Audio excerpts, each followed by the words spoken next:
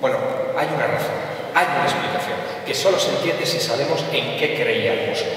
Sabemos que el Bosco militó en una secta llamada los Hermanos del Espíritu Libre o los Adamitas. Creían que el fin del mundo iba a llegar inmediatamente en el siglo XVI y esperaban que después de ese fin del mundo, de ese apocalipsis que barrería con la humanidad corrupta, surgiría un hombre y una mujer nuevos que reiniciaría la especie humana. Ellos creían, estos adamitas, que el infierno es el mundo en el que estamos hoy. Razón quizá no les faltaba. Esto es el infierno. Aquí están las dificultades, aquí está la prisión de la carne. Y los adamitas creían que la primera acción que debían hacer para librarse del infierno era, claro, era muy provocativo para la época, era quitarse el primer signo del pecado, que son las ropas. Adán y Eva lo primero que hacen al ingerir el fruto prohibido es darse cuenta que están desnudos y se cubren. Así que ellos lo que postulan es que hay que desnudarse y desprenderse de ese pecado primordial. Quizá por eso el Bosco decide retratarse en la tabla del infierno, porque quiere retratarse en su mundo. Esa tabla es la representación de su sociedad en 1500. Y desde ese punto de vista,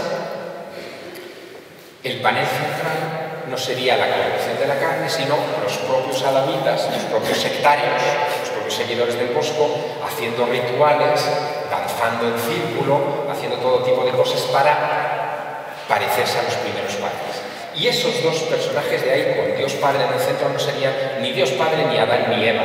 Serían el hombre y la mujer del futuro, y no con Dios Padre, que es muy joven. Si ustedes ven la tabla verán que no se parece nada al Dios barbudo del exterior.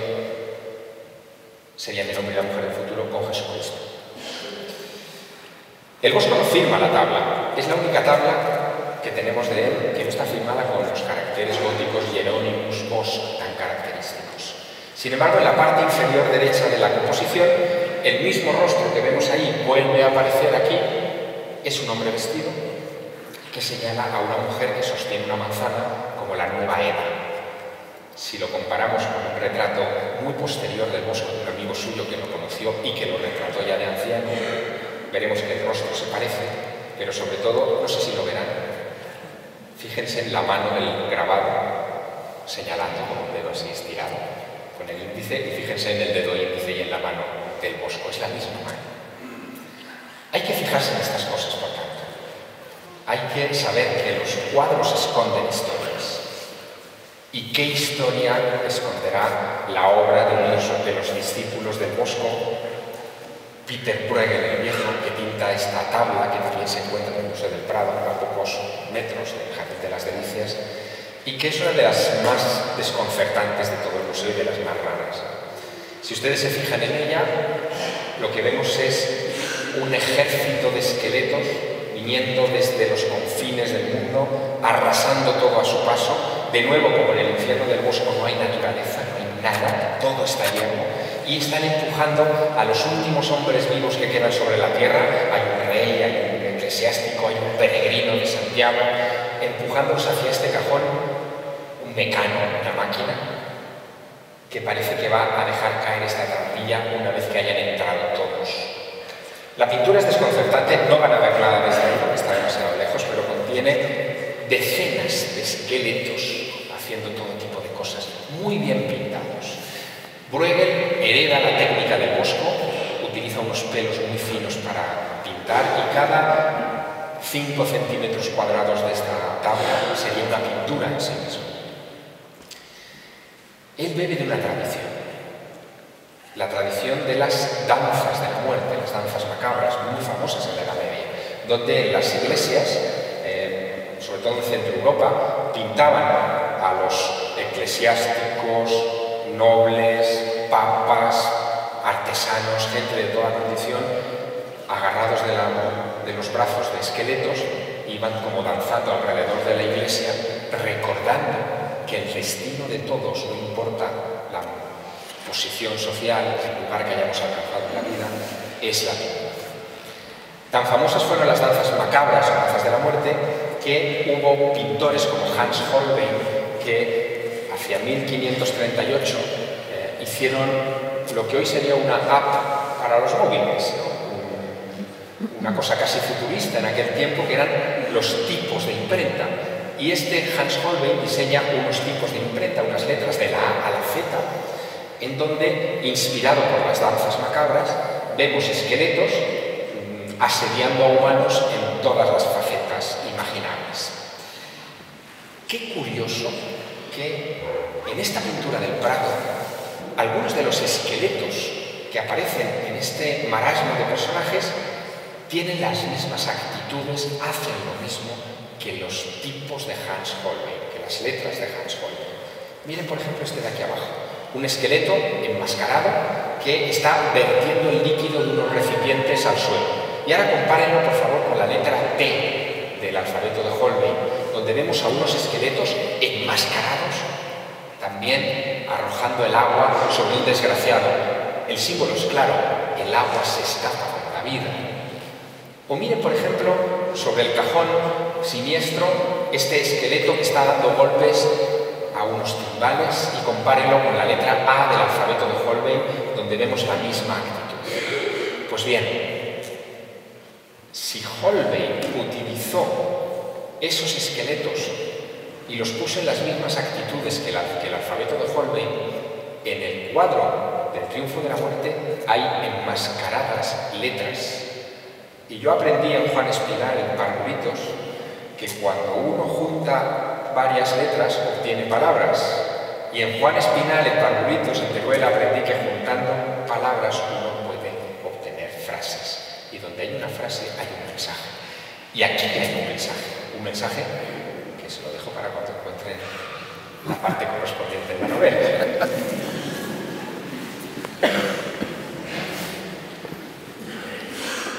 El libro es el Maestro de Prado es una curiosa mezcla de cosas. Por un lado es una novela de intriga, de misterio, pero por el otro tiene también un aspecto autobiográfico.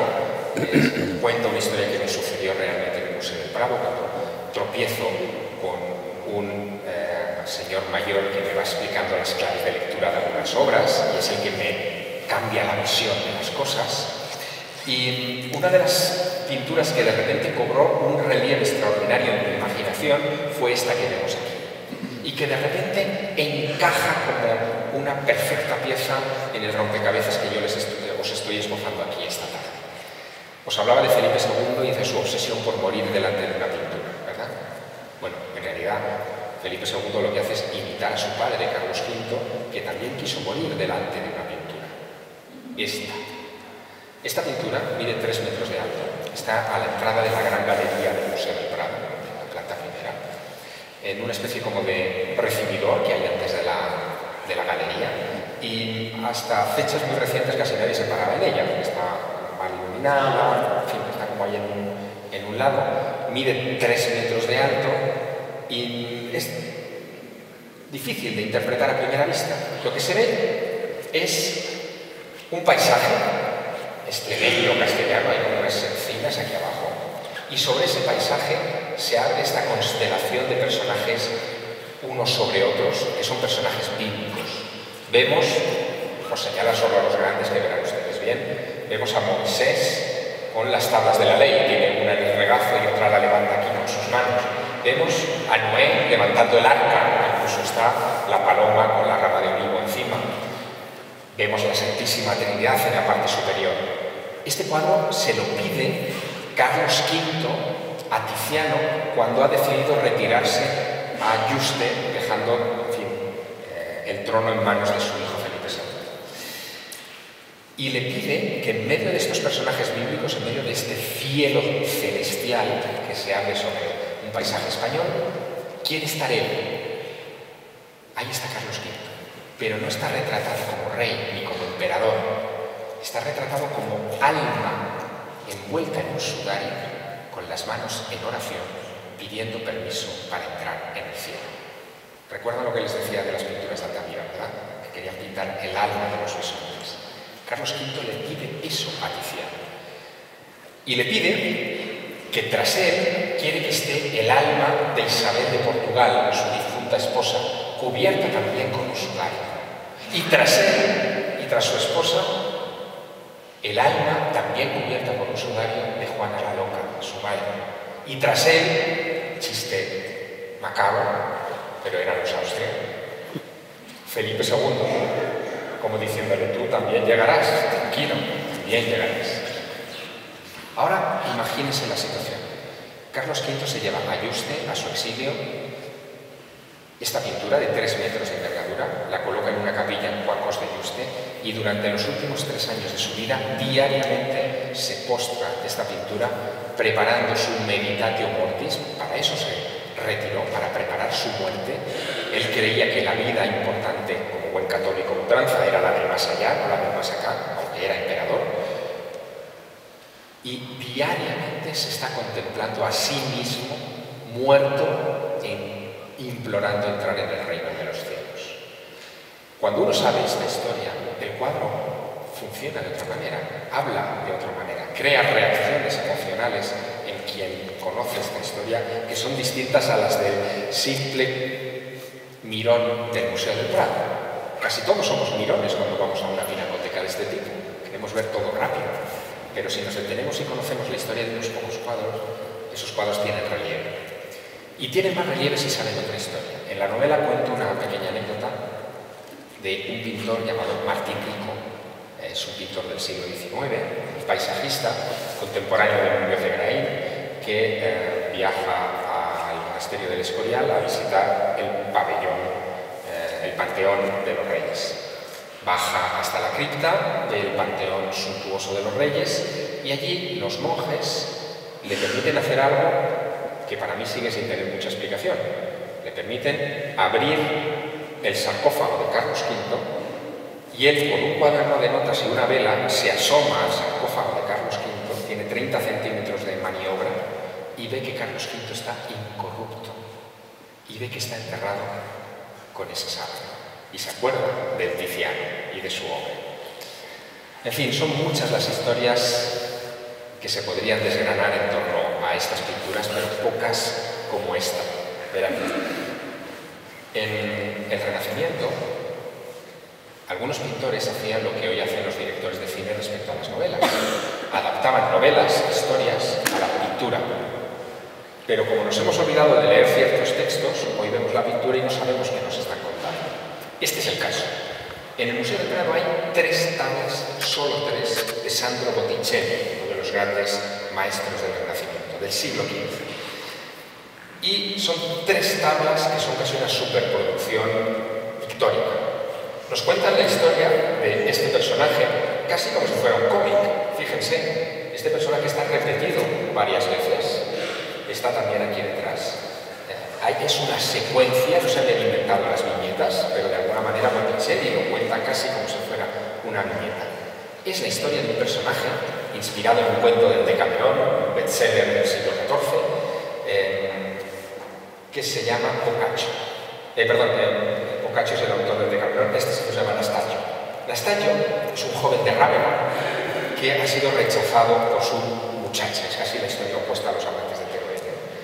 La chica le desprecia y el hombre, los hombres somos así, compréndanos, no estamos acostumbrados a estas cosas y menos en el siglo que estamos. En el siglo XV el hombre se viene abajo y decide quitarse la vida porque no puede soportar que le haya rechazado una mujer. Entra en un bosque cercano a la ciudad para quitarse la vida y de repente el bosque se ilumina, aparece un caballero espada en ristre persiguiendo a una doncella con unos perros de caza que le lanzan contra ella y en la siguiente tabla lo que vemos es que el caballero le ha dado alcance, ha rasgado la espalda de la muchacha, le ha arrancado el corazón y se lo ha dado de comer a los perros que lo devoran en esta esquina. Castaño, nuestro personaje, se queda espantado y, supongo que por el susto, establece un diálogo con ese jinete y el jinete le dice, poco más o menos, bueno hombre, tampoco pasa nada. Yo esto lo hago cada viernes, desde hace 300 años. En realidad yo soy un fantasma y esta muchacha también.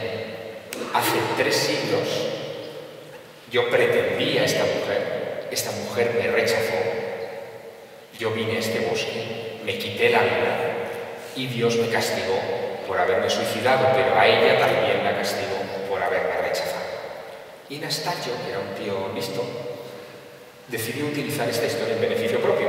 Así que aprovechó la información privilegiada, diríamos hoy, e invitó a la chica que le había despreciado junto a su familia a un banquete en ese bosque, un viernes. Así que ese viernes, como desde hacía 300 años ocurría, aparece de nuevo el jinete persiguiendo a la muchacha con los perros y todo el mundo en esa fiesta, su pretendida y los familiares de su pretendida se asustan, menos Nastallo, que está, como me decían en Málaga una vez, impertérrito, en medio de la escena, aprovechando la situación para decirle a la chica que le había rechazado: ¿ves lo que te puede pasar si rechazas a un hombre? Hay una última tabla de esta historia que no está en Madrid, que está en Venecia, y que muestra los esponsales, la boda de la muchacha y de Nastallo. Lo interesante de esto es que estos cuadros, y esa es otra lección importante que quiero que se lleven hoy a casa, estos cuadros nunca fueron pensados para estar colgados en una pared. En realidad no eran cuadros, eran las tablas de un cajón ropero, lujosísimo, un regalo de nupcias que le hizo el suegro a su nuera en una importante boda veneciana. También hay que tener cuidado. Son las historias del arte, pero lo interesante de la imagen de Nastallo, de Botticelli, igual que de esta, de la transfiguración de Rafael, que también está en el Prado, es que durante un periodo de tiempo aquellos pintores se esforzaron especialmente en hacer visible lo invisible. Pintaban espíritus, pintaban seres sobrenaturales, escenas místicas, como si fueran naturales. Dejaron de hacer lo que se hacía en la Edad Media, que era pintar a Dios o las escenas sacras dentro de mandorlas, esa especie de nueces donde se separaba claramente la escena sobrenatural de la escena natural. Y de repente hay un maestro, que es Rafael, que hace esto. Es el cuadro más alto del Museo del Prado, tiene 4 metros, algo más. No se mueve desde hace 40 años de la misma pared porque no hay valor. Y en este cuadro lo que vemos es la ascensión de Jesús a los cielos acompañado de Moisés y de Elías en la parte superior, y abajo un grupo de discípulos discutiendo ácidamente sobre lo que parece que está ocurriendo sobre sus cabezas. Ninguno de sus discípulos ve lo que está ocurriendo arriba. Hay 2 escenas diferenciadas, la escena sobrenatural, la escena mundana, pero fíjense en las manos de los personajes. Hay uno, Bartolomé, que está señalando arriba, pero no ve lo que está ocurriendo. Y hay otros que están señalando a una figura concreta de toda esa escena.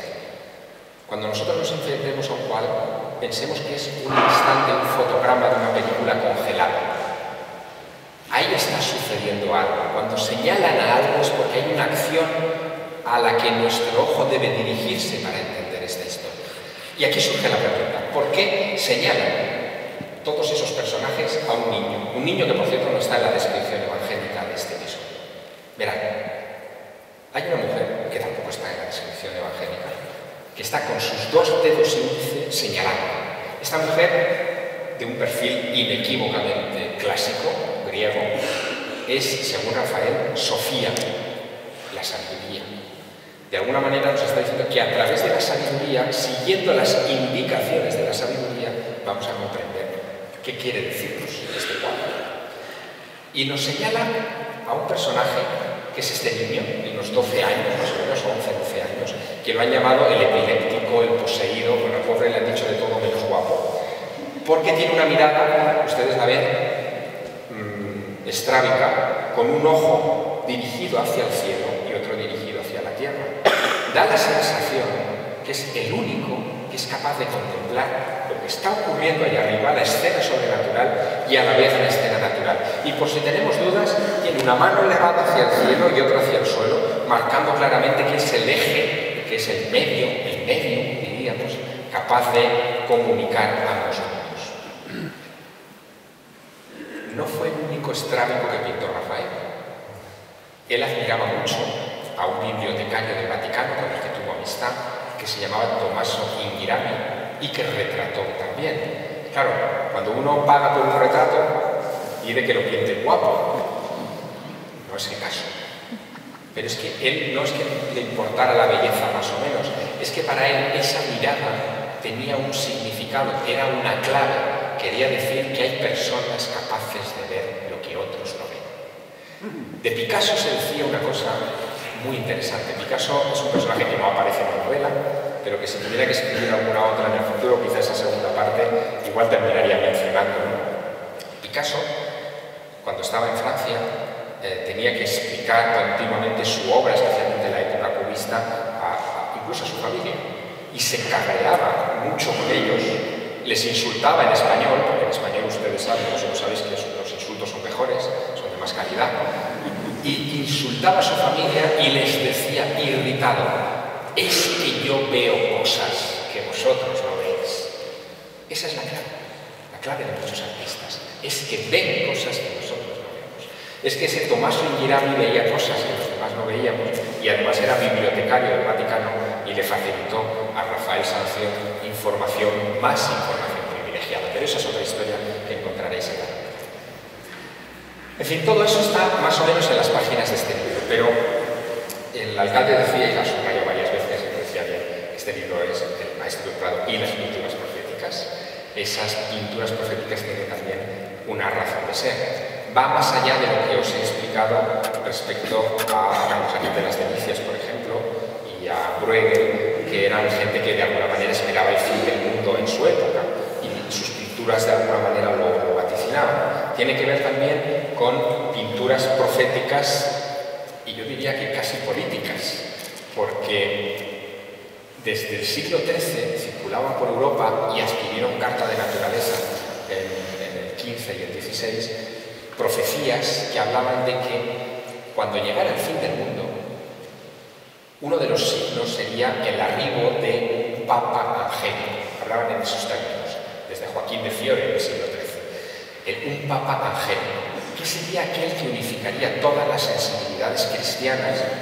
Estábamos ya con el problema de la Reforma en el siglo XVI, y que nos ayudarían a los buenos cristianos, a los cristianos reunificados, a neutralizar al Islam y a otros credos y convertirnos en un planeta unido en una sola fe. Algunos miembros de la curia en el siglo XVI se creyeron predestinados a ser el Papa angélico, y algunos intentaron asesinar al Papa de turno porque, claro, estaba ocupando el trono que ellos merecían. Creo que esa interpretación es lo que aclararía uno de los grandes enigmas del Museo del Prado. Este cuadro es de Rafael, volvemos otra vez a Rafael. En el inventario, desde su fundación, incluso desde los tiempos de Balcázar, se conoce como retrato de cardenal. Y como ocurre con el caballero de la mano en el pecho del Greco y de tantos otros, no sabemos su identidad, al menos oficialmente no sabemos quién es. Pero obviamente este señor tiene un nombre y unos apellidos, pero lo hemos olvidado por alguna razón que no es fácil de entender. Yo creo haberlo entendido y tiene que ver con las pinturas proféticas.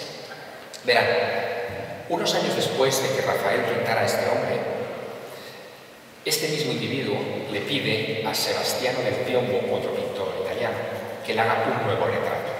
Pero es un retrato diferente, bastante innovador para la época. Es un retrato en el que aparece él sentado al lado de una mesa, con una vestida con un paño rico, con unos asistentes en la parte de atrás, una Biblia ricamente iluminada, abierta con el Evangelio de Lucas, y una campanilla. La campanilla, en clave simbólica de aquel tiempo, es aquello que anuncia. Era, por lo tanto, una pintura que anunciaba algo, anunciaba la llegada de este hombre, probablemente la candidatura, si es que podemos hablar de eso en términos eclesiásticos, de este hombre en su postulación a ser papa. Que esté abierto el libro por el Evangelio de Lucas tiene que ver con la profecía del Papa angélico, porque donde se expresó más claramente fue en un libro que se creyó en aquella época que era la continuación del Evangelio de Lucas. Se llama el Apocalipsis Nova. y lo menciono ampliamente en mi novela. Así que, de repente, este hombre le pide a Sebastiano del Piombo que le retrate en esta misa con esos elementos proféticos, anunciadores, en 1516, cuando ha puesto en marcha un complot para asesinar a León X, al Papa de Roma en ese momento.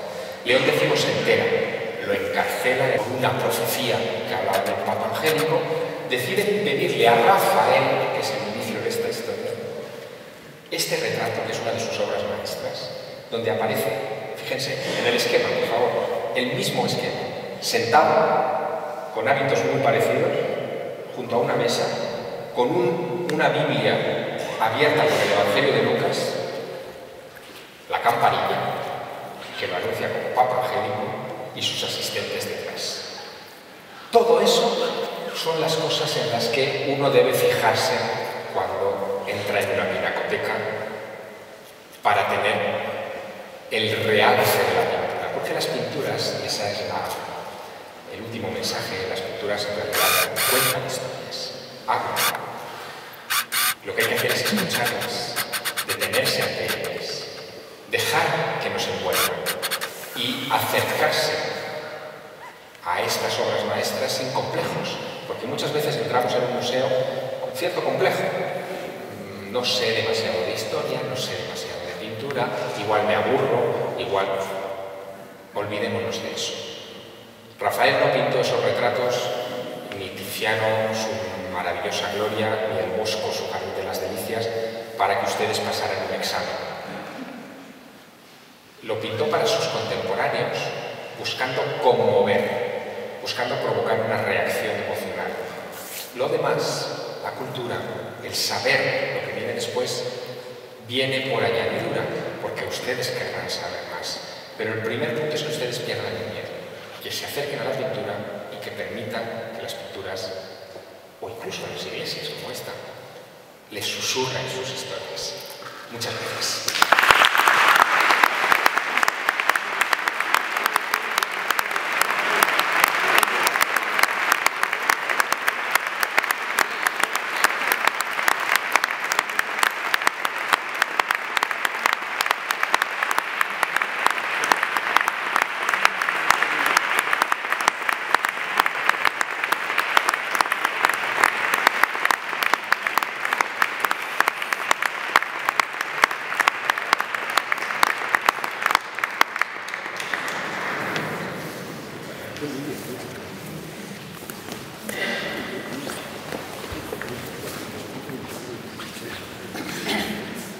Gracias, Javier, por esta clase magistral con la que culmina la presentación del maestro del Prado y las pinturas proféticas, que antes no lo nombraba, esa parte del título.